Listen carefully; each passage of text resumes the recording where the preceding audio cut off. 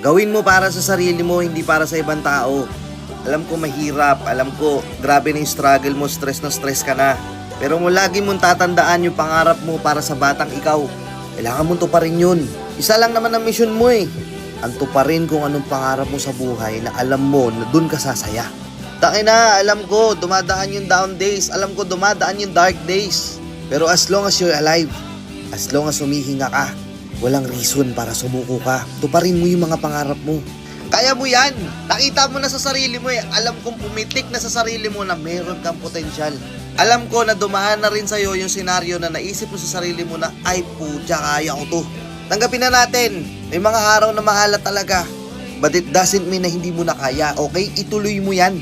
Hindi mo man naririnig yung mga salitang proud ako sa'yo sa mga taong ine-expect mong sasabihan ka ng mga ganong salita. At least maging proud ka sa sarili mo para sa mga achievements mo na nagawa. Masyado tayo nakapokus sa kung ano yung hindi pa natin nakukuha. Nakakalimutan natin yung mga blessing na nakuha na natin mula sa Kanya. Tuloy ang laban, pare! Let's go!